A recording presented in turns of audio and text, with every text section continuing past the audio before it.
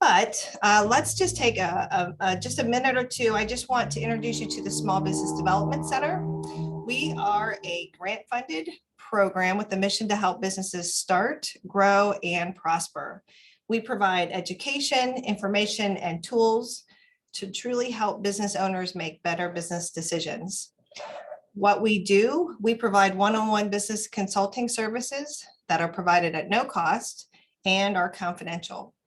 Our clients are businesses small businesses, and to us, a small business is any business with basically less than 500 employees. Also has to be a for-profit business. The other thing that we do is offer training like today. And so I would encourage you to take a look at our upcoming training events. I will be providing a link to you to give you additional additional information about what we have coming up. The other thing that we have is actually tools and resources that we specifically use for industry market research, financial analysis, and other specific topics, competitive research and things like that. We also partner with many economic development organizations to help you connect to many more resources to help your business start and grow. A little bit more about our network in Pennsylvania. We are a network of 16 centers, all located at institutions of higher ed. So no matter where you are, there is an SBDC that brings assistance to you in your neighborhood. We're also a part of a national network called the Americas Small Business Development Centers that consists of over 1,000 SBDCs. So if you know of people, business owners in other states, our program is available to them there as well. If you are not a client of the Small Business Development Center and would like to become a client of the SBDC, I will be sending the slide presentation out. Click on it, connect with an SBDC, and get started working with one of our consultants. And this is just a little bit of information about how you connect with us. So without further ado, I'd like to get started and introduce you to our speaker. Robb Luther is the Vice President of Business Development at Pittsburgh Internet Consulting. He has spent the last 15 years actively involved in digital marketing, content creation, and lead generation with both in-house and agency experience. Robb has worked with companies such as Doosan, Daywood, and Palian Attachments to develop product highlight videos for trade shows and other marketing channels. Robb first became heavily involved in SEO when he began working for Pittsburgh Internet Consulting in 2007. Since then, he's been expanding and honing his digital marketing skills.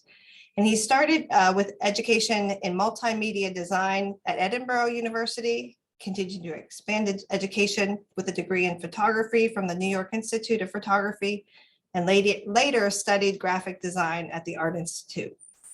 So Robb, we're excited to have you, and I'm going to turn this over to you. Thank you for being with us today. And you'll just have to unmute. There we go. Yeah, that's fundamental. Thank you very much. I'm going to go ahead and share my screen. I am going to shut off my camera because all of a sudden my internet started to act a little bit weird. So I don't want anything to get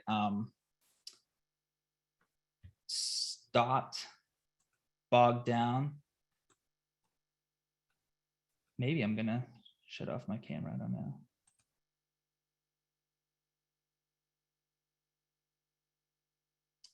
Well, we'll leave my camera on. For some reason, my Zoom controls don't want to play nice with me. They keep disappearing. So anyhow, okay. So this is the content strategy that we use at Pittsburgh Internet Consulting. It's been very effective for us. And the whole concept behind this is to really put yourself in the shoes of your customers. If you leave with nothing else today, that's what I want you to leave with. So what this is not any sort of sales training at all. It's really not any training at all in general. It's just, again, like I said, it's really shifting your perspective, putting yourself in the shoes of your customer so that you're looking at everything from what we like to call your hero's point of view. And it sounds like it can be an easy thing to do, but most companies have a real challenge shifting that perspective and thinking from the point of view of their customer. So this is similar to buyer personas. I mean, it's kind of one and the same, I guess, but our view of a buyer persona is it's something that's predatory. A buyer persona is something that you put together so that you can go out and actively solicit people, try and engage them directly in more of a predatory way. With the hero, if you think about the last movie or your favorite movie, your favorite movie of all time, when you're watching that movie, you get emotionally invested in the success of your favorite character in that movie. And really that's what that's the same emotion that we want you to have with your customers. We want you to get excited about their success, and we want you to help them succeed. Do whatever you can to help them to succeed in their mission. So that's our goal here. So this is actually a 3-part process. We have the hero builder part, and that's where we're actually defining and digging into who our ideal customers are. We have the mission builder, and during the mission builder, we're really looking at what they're trying to accomplish and trying to identify elements of that mission, friction points, and fundamental needs. And then we have the story builder part, and that's where we take our hero and mission and we turn it into a story framework that we can create content around, so that we're really creating messages that engage with our hero and their mission. Now, because we only have an hour today, I'm going to focus on the mission and the story builder. I actually have an online tool for the hero builder. So I'll send a link out to anybody that's interested, and it'll guide you through the process of building your hero. And then this session today will cover the mission and the story building. And then you'll have a copy of the recording too, if you need to refer back to that.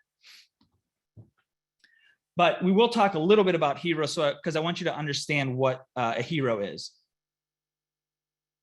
So I'd like to break my hero down into somebody who has like a prime directive. The prime directive is that thing that they absolutely have to accomplish.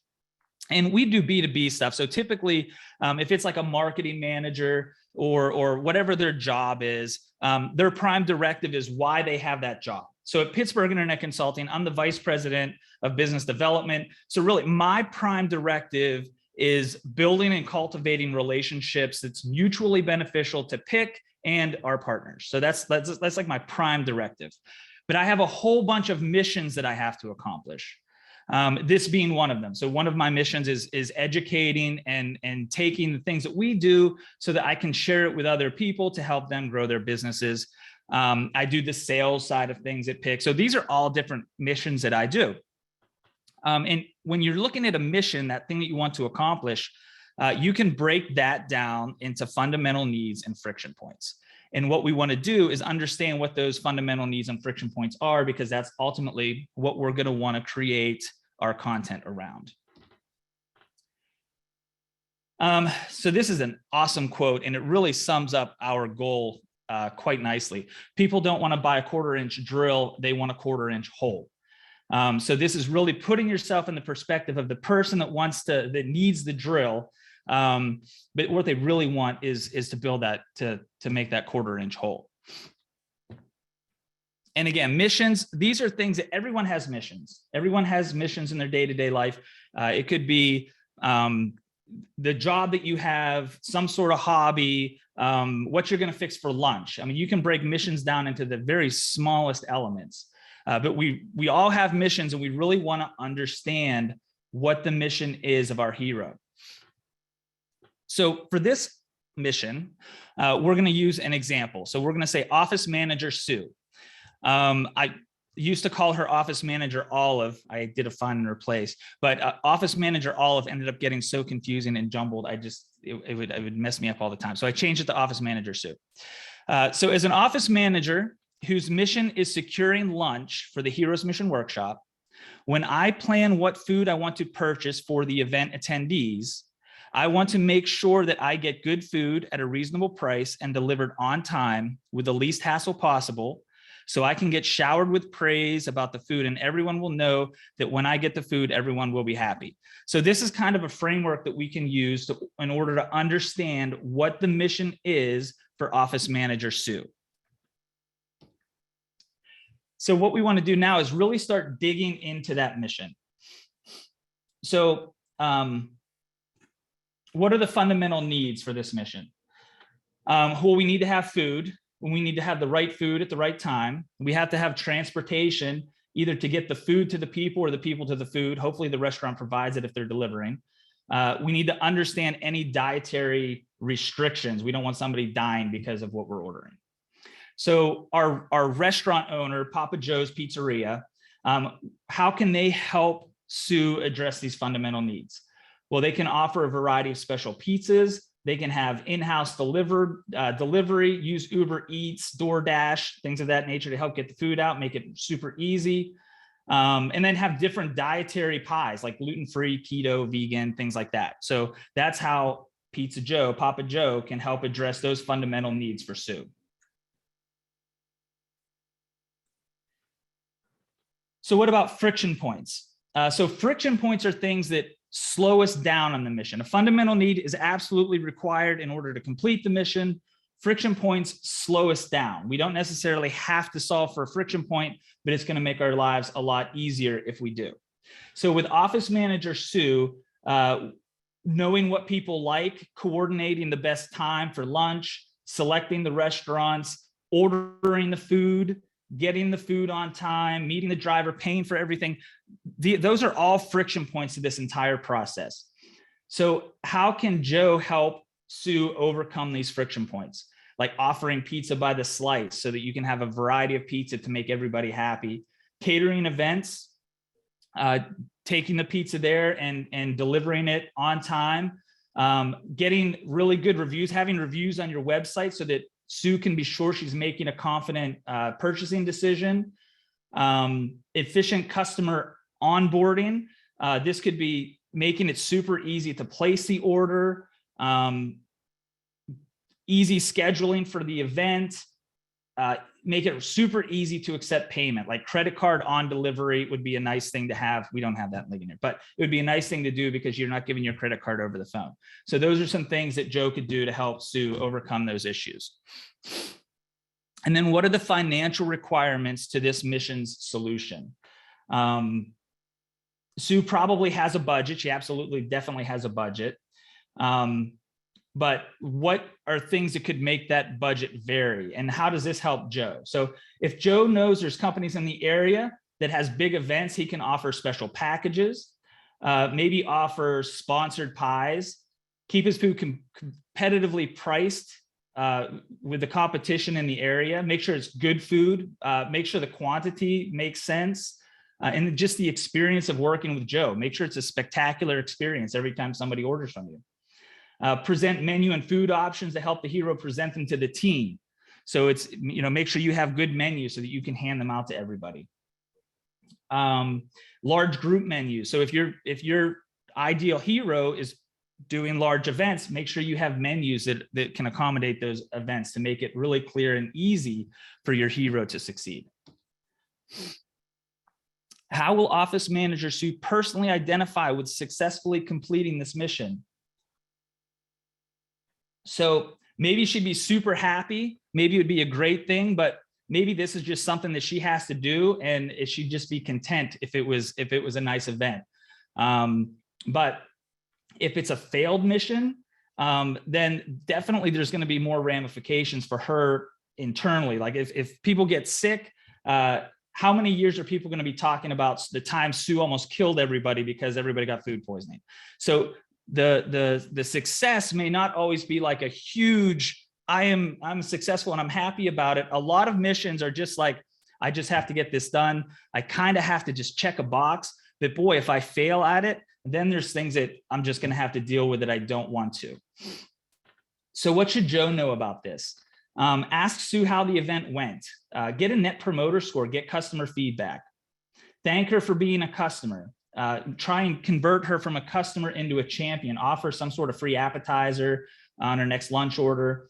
And if you did fail her, or if she's coming back from a failure, try and find out how that failure occurred, and then what can you do to make sure that she doesn't experience that again, be it from you or because she came from another failed restaurant. So how does Office Manager Sue want to be viewed by their peer group or their tribe? probably competent, resourceful. She wants to look like a rock star.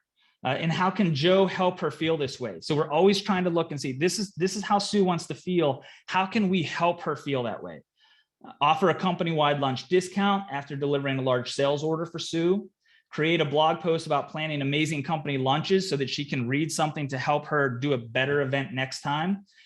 Things like that can really help her on her mission. And then we always want to look at alternative mission solutions, because you're not always the ideal solution. For our lunch, it could be eating leftovers from the fridge, a potluck lunch, or just saying, you know what, you're on your own, go out and find your own food. So Joe can still be helpful in this situation because if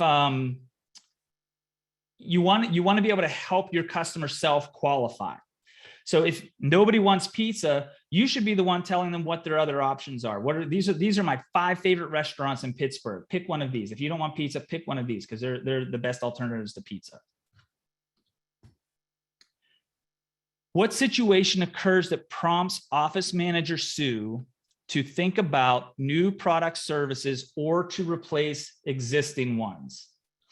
So office manager Sue may need a new solution if she had some sort of bad experience with a restaurant, if the restaurant's not open when she needs it to be open, if she gets the food and it just doesn't look good, you open up the styrofoam containers and everything just looks horrible.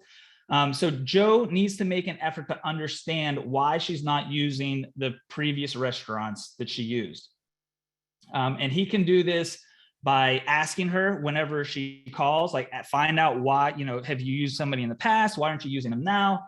Make sure that his food is beautiful. It's the best pizza in Pittsburgh. It's presented well. If it's an event, make sure that you're able to be open whenever the event is. If that means you have to open up an hour early to accommodate that event, maybe that's something that you should do so that you can earn that business. And then just make sure everything's presented well and presented with pride. So what questions will office manager Sue ask when seeking a mission? So a lot of times these questions happen before they ever even start to go out and searching online. These are things that they have to do internally to define the mission. Know how many people are going to be at the event. What's my budget? When do we want to do this? What kind of food does everybody like? So these are good things for Joe to know, because he can put answers to these questions preemptively on the website. We love to cater. Event pricing is available on the website. It's easy to see, calculate how much an event would cost. That would save Sue like 10, 15 minutes on a phone call. She can just see what the pricing is right online for an event of 15 people. Offer special hours, like I said before, for events with more than 10 people. Like if you want it at 12 midnight, we can open up and make sure that you have enough pizzas to cover your event. And then maybe diversify. We have pasta too. So if not everybody wants pizza, we have alternatives to pizza. Hey, Rob. Yes. There's a quick, I think, clarifying question in our Q&A is the mission to make Sue happy or to successfully procure the meals, or both? So Sue's mission, we're talking about Sue's mission. Sue's mission is to successfully create an event and make sure everybody gets fed and they're happy and they're success, like they're fed. That's Sue's mission. So we're trying to identify the friction points that she runs into for that mission, and us as the business, we want her to be happy. We want her to succeed at that mission. So what we're trying to do is understand everything that she runs into, and we're trying to supply her with the information that she needs in order to be successful and to make it easy on her. So it's not even 100% about content strategy, but it's just what can you do as a business in order to help make her life easier on her mission? Because ultimately we are aligning our products and services with the mission that she's trying to accomplish. So we're really there to help her on that mission, if that helps. Thank you. Absolutely. Okay. So what questions will your hero ask when deciding on a solution? And now this is, so we've considered, let's see here. Did I skip one? We're seeking a solution. We're considering the solution. So during the consideration stage, we're going to be asking questions more related to our solutions provider. So what's your menu? Do you deliver? Do you offer gluten-free or vegan options? How much for 12 people? So these are questions that she actually has to get from the solutions provider. So now that we know these questions, if we're doing our homework, we know these questions, we have a catering menu, and that menu is easily available online. I love to see expectation pages on websites. If you're trying to get a new customer and you have an expectations page, which is a page that says, if you want to be my customer, this is how it goes. You start here, and these are the steps that you go through in order to become a happy customer. So expectation pages are great. It really just spells everything out from, in this case, from ordering to payment, transportation, presentation, cleanup if you offer that. So she has a very clear picture of what that event's going to look like. Now, when deciding a solution, this is when you kind of come down, all things are considered equal. What are some of the deciding factors? So do you offer any specials or discounts? Could be one for Sue. Will you clean up after the event? That could be something for Sue. So Joe's answers to that: we offer free dessert on orders over $300. We'll serve the food and clean up and provide paperware and everything that you need for the event. We'll give you a coupon for a free personal pie on your next order. Something just to say thank you for picking us for your event.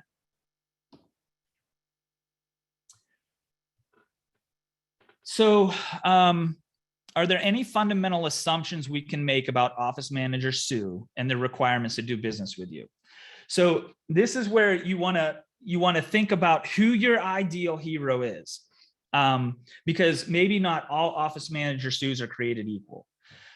In this case, we want to really look at somebody who may not control the budget, but they're the decision maker. So that could be something that we want our Office Manager Sue to be the decision maker for events. We want her to have that power. She plans the food orders for the company events. That's kind of important.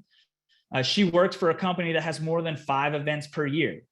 She will project manage the lunch order for the company. So these are just things that we really want to kind of identify who our ideal hero is. And when you think about this too, when you're identifying your hero, if you could have one customer walk through the door and only ever do business with that customer again, start with that person. Who would that be? Because you just want to have that ideal person. When you're marketing and you're spending money to attract customers to you, you want them to be good customers that you're attracting. So you can afford to be a little selective there. So visualize the happily ever after.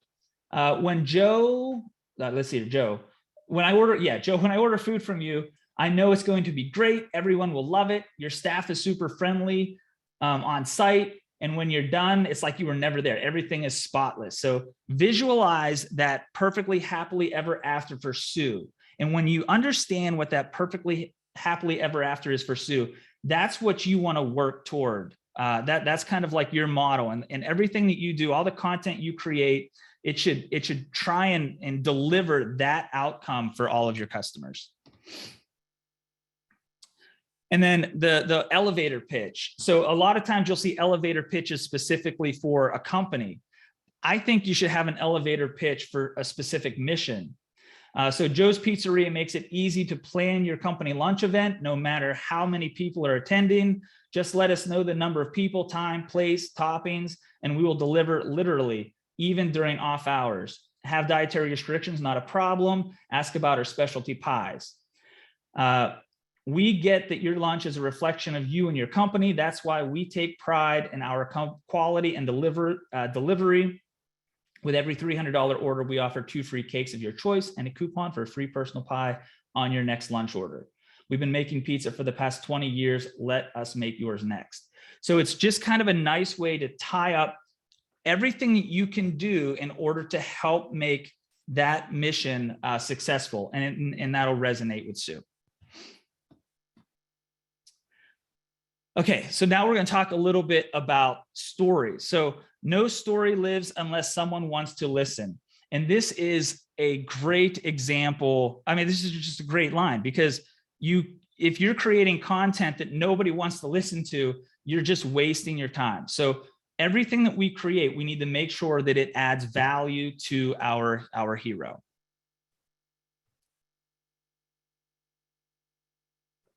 So let's revisit. Office Manager Sue as an office manager whose mission is securing lunch for the Heroes Mission Workshop. When I plan what food I want to purchase and when I want to serve it, I want to make sure that I get good food at a reasonable price, delivered on time with the least hassle possible, so I can get showered with praise about the food and everyone will know that when I am in charge, everyone will be happy. So we know this is the mission. So now that we have the hero's mission, we want to start defining their story.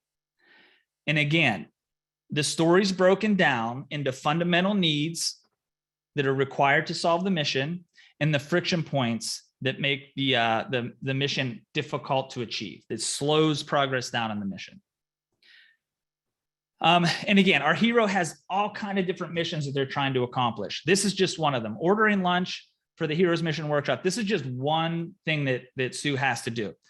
And the story consists of problems and conflicts. Those are friction points, fundamental needs. And then there's resolutions too. So we want to take these and we want to break them down into chapters of our story. So we built a storyboard, and then we kind of map everything out from beginning to end. Initial food internal interviews, establishing available options, placing the food order, the food delivery, serving the food, getting feedback. So these are just the things that happen for the ordering lunch mission. So a happily ever after ending, we have endings, right? So the lunch is eventually over and we kind of have three different things that could happen. We have the happily ever after, which is nice, seamless ordering, perfect delivery. Everyone was happy. Here you see Office Olive. That's what her name used to be. Office Manager Sue gets more project management responsibilities. So that could be a happily ever after outcome. Cliffhanger. Mission was accomplished at the bare minimum. Food was okay, nothing notable. Everyone went about their business. It was box checked, done. Tragedy, something went wrong. Like it was just a failed lunch. Somebody got food poisoning. Office Manager Sue is going to feel bad and be the topic of conversation every time there's an event for the next 3 years. Now, so we take one of these chapters. So we take one of these chapters and what we want to do is we want to start breaking it down into content pieces. So this is kind of the structure that we want to use. And it's not like you have to have three specifically. I just have three because it fits nicely on the screen. You could have 5 different content pieces, whatever. So we create different content pieces for each chapter, and we want to be able to promote them. We want to make sure that they're organically optimized. We want to make sure that we can promote them on social media, on pay-per-click, email, whatever the delivery method is to promote it, it is. That can vary based off of the type of content it is. Each content piece should have some sort of call to action. And that call to action should push people over to a content offer that'll add value and that's related to that specific chapter. All of our content pieces and our offer should be related. And then as people start to engage with our content pieces, we can hit them with remarketing, retargeting, so that we can start pushing our offer off site so that they start to see that when they're not on our website. So as an example, let's look at establishing available options. So our chapter is establishing available options. I like to do a treatment for the chapter so we know a little bit more about what it is. Office Manager Sue is looking for lunch options after talking to her team in-house. She needs to inventory local restaurants, likely with a bias because everybody says, oh, you should try this place, and select a solution partner to deliver her lunch order. Okay, so that's kind of the idea of the mission. So some content that we could create around that, lunch catering options for business meetings. And it could be an infographic that shows, that really highlights her food or Joe's food on the infographic. It talks about different options that you can have for meetings. And we can push that out on social media. That could even be a direct mail piece. We can send it out through email. So those could be delivery options for that.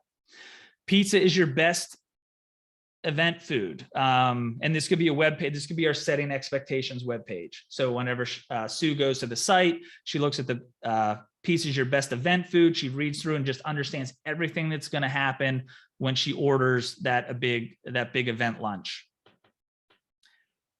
What does it take to make the best pizza in Pittsburgh? This could be a blog post that just talks about everything that goes into a good pizza, like fresh dough, fresh ingredients, a really hot oven, wood-fired oven, just really describe the process so that Sue knows that she's getting quality work, quality food whenever she places that order. So if these are our 3 content pieces, we want to promote a specific offer. And our offers, we typically want that to be a gated offer. So we want it to be something that's you're willing to give your name and email address in order to download it. Depending on the offer, I guess the value of the offer in the eyes of the visitor can affect how many questions you can ask, how much data you can get from them in order to get the offer. So it's like, buying a $2 bag of potato chips or a $5 bag of your favorite potato chips. I don't know. But the idea is that the value is directly proportional to the amount of information you can ask. So if it's a very high value item, you can ask for company name, first name, last name, title, email, phone number. If it's something like a menu, kind of like planning your event lunch from start to finish, maybe I'm only asking for first name, last name, email address for this. So just keep that in mind whenever you're creating offers, not to get too carried away on your forms. Now, when we're creating, and this isn't just offer related, but really any content that we're creating, ask yourself, how does this address a fundamental need? How does this address a friction point? What kind of value is this adding for Sue's mission? And does it convey expertise, authority, and trust? Those are 3 things that you really want to try and promote in all your content: expertise, authority, and trust. And you can do that through reviews, certifications. There's just different ways you can do it, but that's definitely something that you want to do. Reviews are a great way to do that. Now, there's all kinds of different content types. It's not all digital. You just want to look at the content that you're creating and try and find the best vehicle to deliver that content. A lot of times that could be a blog post. It could be more in-depth case study. Tutorials are great. Tutorials could be a blog post. It could also be a video on YouTube. Everything doesn't have to live on your website. There's all kinds of different channels out there to distribute information. It's worth looking at those and working with those different channels. Even direct mail, depending on your industry. Now, the social media messaging. So when we're creating that content, I'm going to go back here real quick. When we're creating the content, each of these, I have this social media block right here. So we definitely want to create social media posts for each of our content offers. We also want to create a social media post for our premium offer right here. So you definitely want to create those social media posts. You want to create 3 of them. So create an emotional post, create a pain benefit post, and create a logical post, and spread those out on your social media channels. So an emotional post, you deserve to be the hero today and make everyone happy with the best pizza in Pittsburgh. Pain benefit, remember the cold pizza you had last time? We don't stack our deliveries, so you get your pizza hot. Logical, we're right next door and we have 1,000 5-star reviews. So those kind of messages, play with those and see which ones work the best for your content. And then understand how your story ends. Again, this is that happily ever after, cliffhanger, and tragedy. It's really good to understand how the story ends, specifically the cliffhanger and tragedy. Like if it's a happily ever after story, hopefully they're still your customer, they're still working with you. That's great. But you can learn a lot from the cliffhanger and the tragedy. A cliffhanger, that could just be somebody deciding not to decide, like just staying status quo and kicking the can down the road for another 6 months or whatever. But there's a cost to that a lot of times. So understand what a cliffhanger ending means for your business or for their mission. And then a tragedy, you can learn a lot from a tragedy, because if your particular customers coming off of a tragedy, looking for another solutions partner. They have some experience under their belt. If you understand what those tragedies can be, you can start building content around how you're different and how you can differentiate yourself from competition, because now you're starting to learn through voice of the customer and things like that, what people are struggling with whenever they're working with solutions providers. So are you listening to your heroes? You want to get feedback from not just your customers. Customer feedback is awesome. Get customer feedback. But user reviews are great. The sales team, like if you're a B2B company and you have a sales team, your sales team is your front line. You should be talking to your sales team. They should be documenting things, telling you what they're hearing, not just from customers, but from people who don't end up being customers. Non-customer interviews, people that you talked to in the past that almost became a customer but missed, revisit them, have a conversation with them, ask them some of these questions, find out what their friction points were. Where did you miss the mark, or where did somebody outperform you? Like, just understand by talking to those non-customers. And then customers that left, like if you lost customers, give them a call and ask them some of these questions. Documenting these questions and understanding this process is really going to help you, not just in your content. Like, your content's great. We definitely want the content, but it can also help you from a business perspective, understand where some of your weaknesses are, how you can shift processes, and things that you might want to change in order to just make a better experience for your customer. So that is that's the end of the session. If you have any questions or comments, don't hesitate to ask. I will have the hero builder. I can send that out to everybody so that you can go through the hero building process. You'll have a link to the video. And if you have any questions at all, I would be very happy to set up a 30-minute call to go over any of this with you one-on-one. So any questions at all? Yes, if you have some questions, if you want to throw it into the Q&A, we'll spend some time with Rob and answering some questions.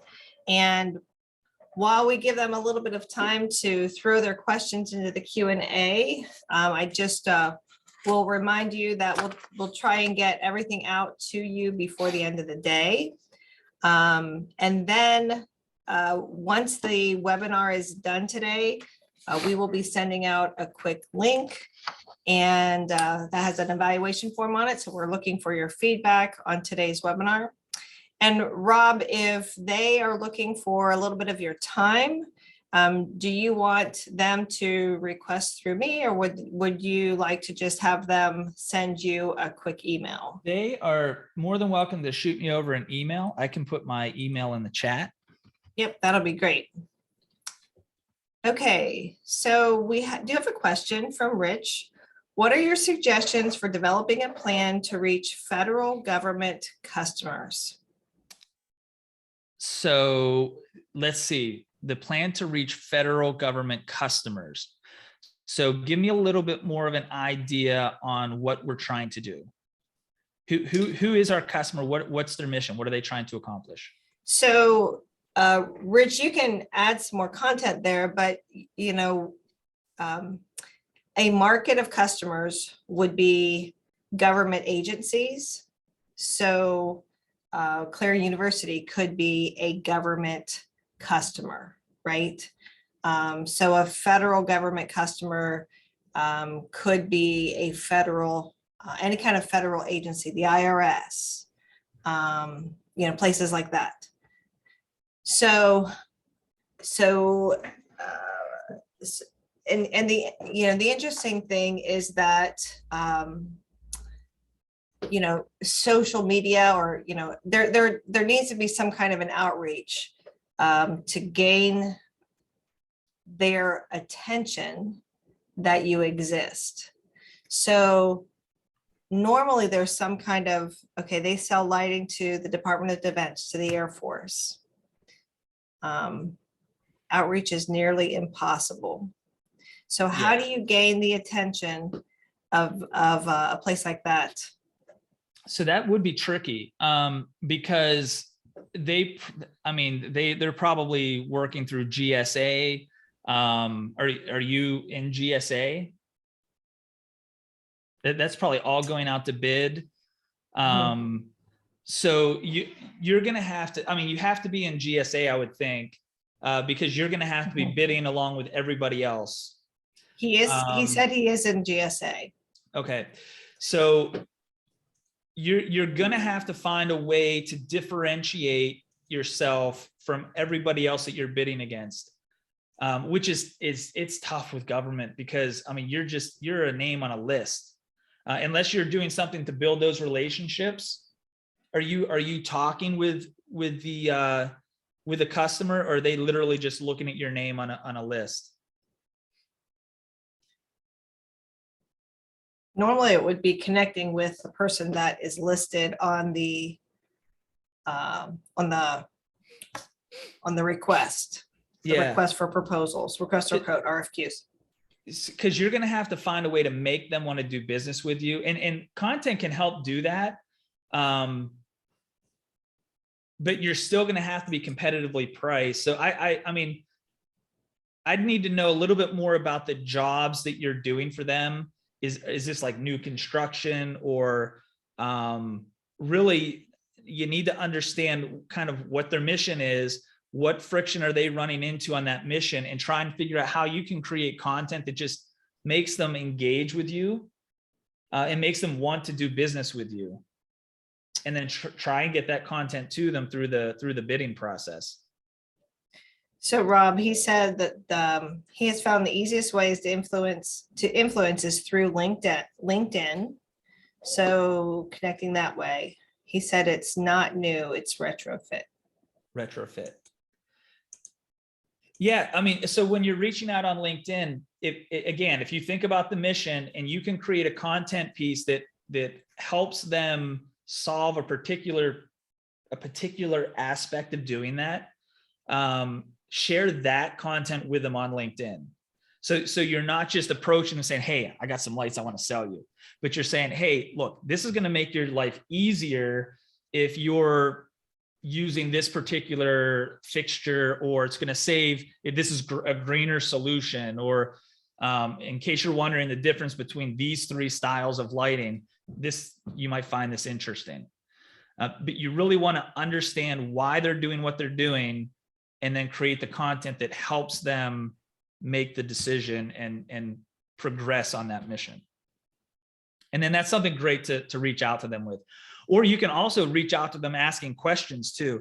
Like I've done that with a lot of engineers, where I'm trying to build a hero profile for a customer. So I just start on LinkedIn and I just start asking engineers questions. Like, when you're, what are the biggest hurdles that you run into whenever you're trying to get a new part developed, or when you're ordering parts? It's like the deliverability, the quality.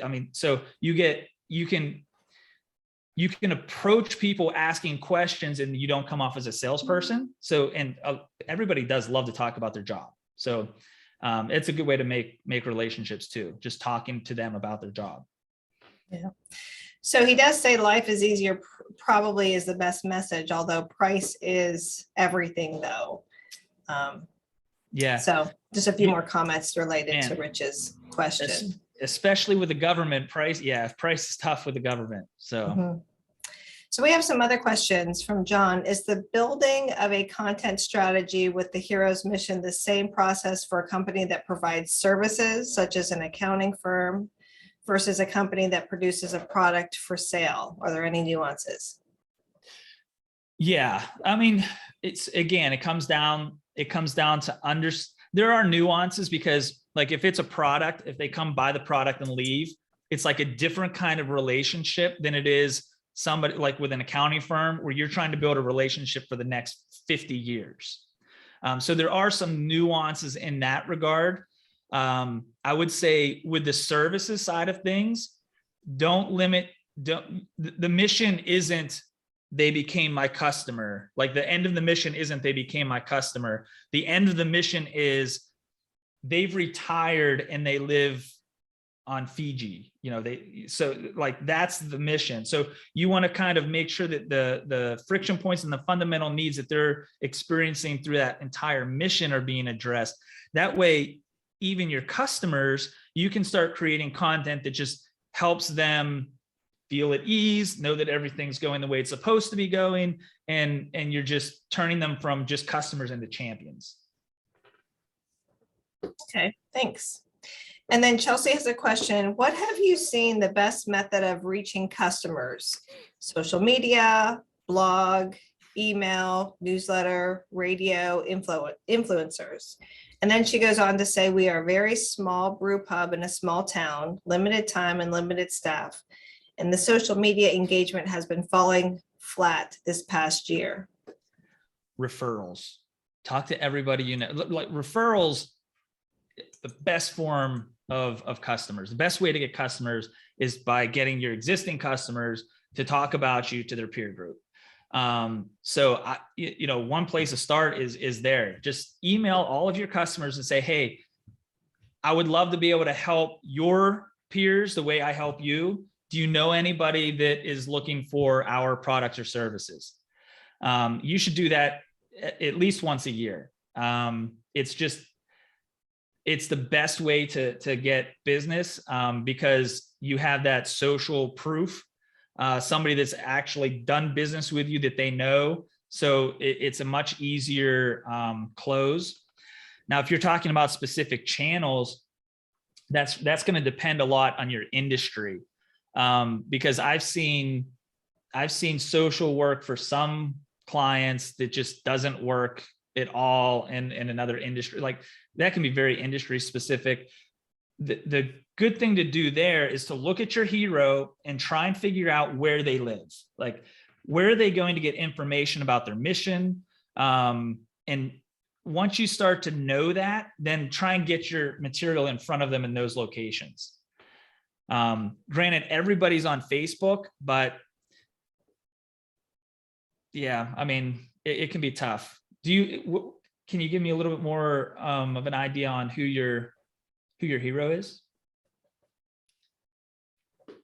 So Chelsea, who do you think your hero is?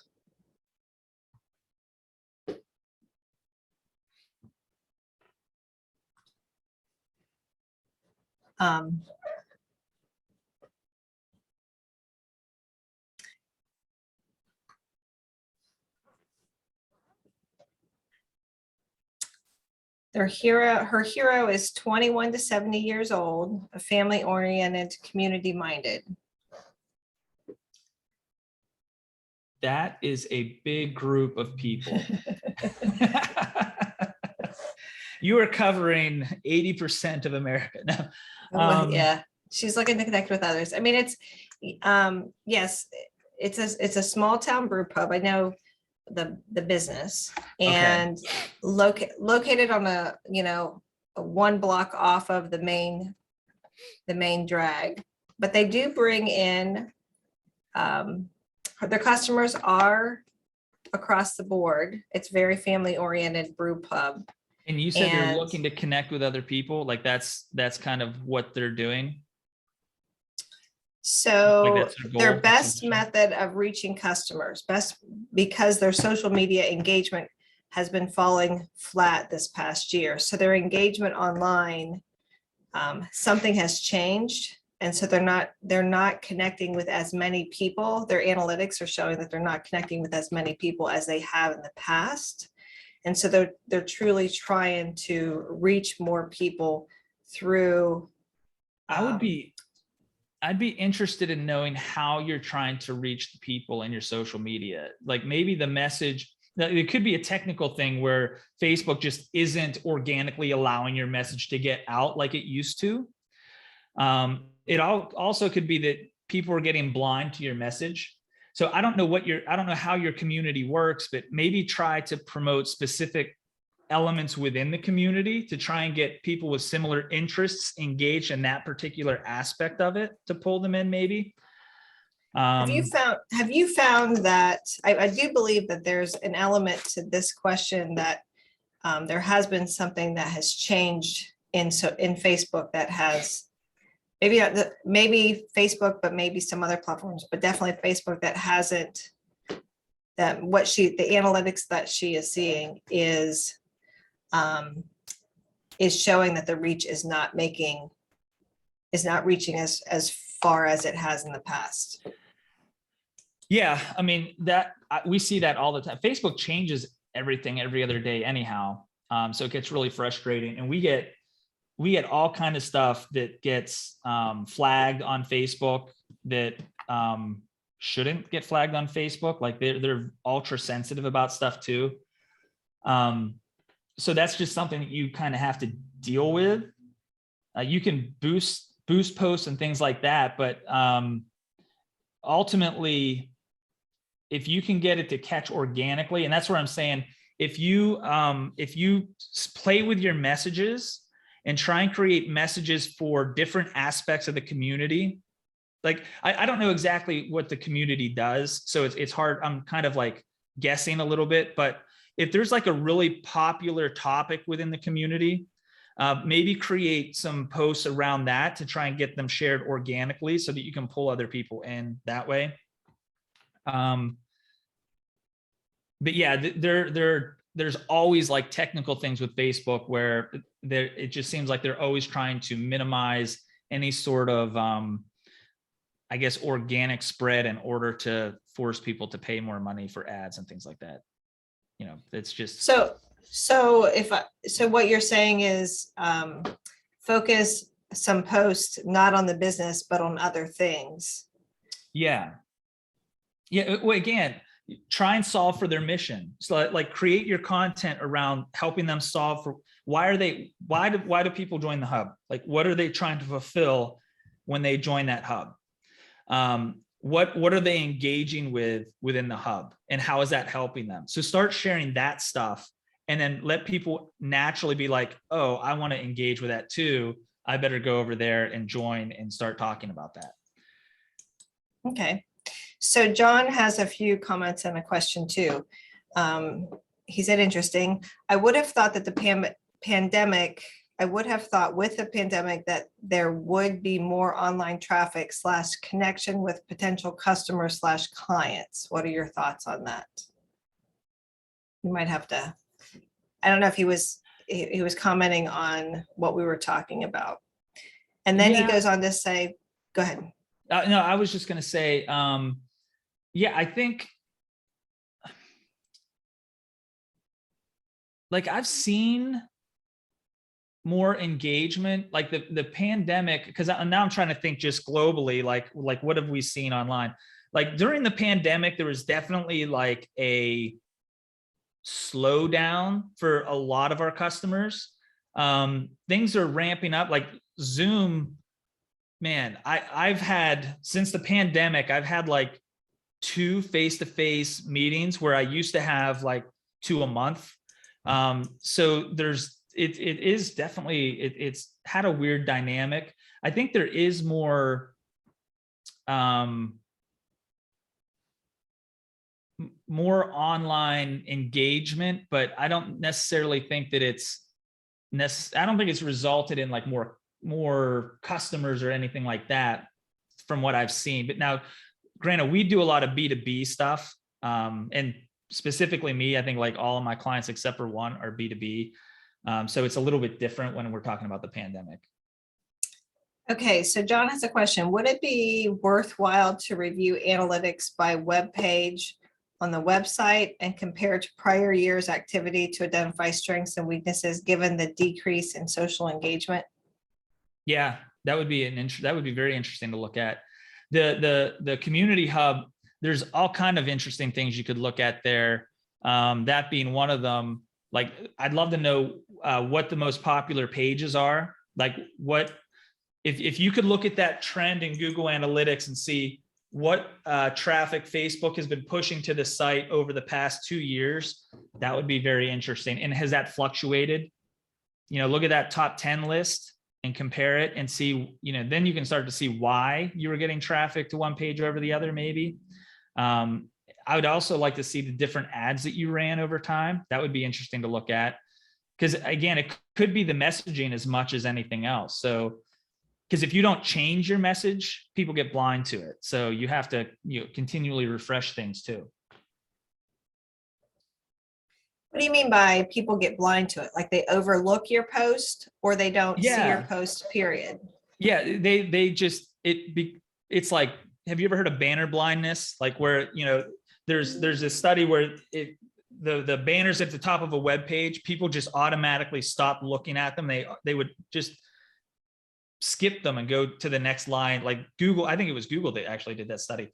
But when your message is exactly the same and everything looks the same, eventually you just start to ignore it. It just becomes just static that you don't register anymore. So you want to refresh your message, refresh your creative so that you're seeing something new. But you have to tie it all together. But so it has like a consistent design element to it. But I don't see any other questions. So we'll just give everybody a little bit more of a chance. If you want to throw in a question Sure. into the Q&A, that would be great.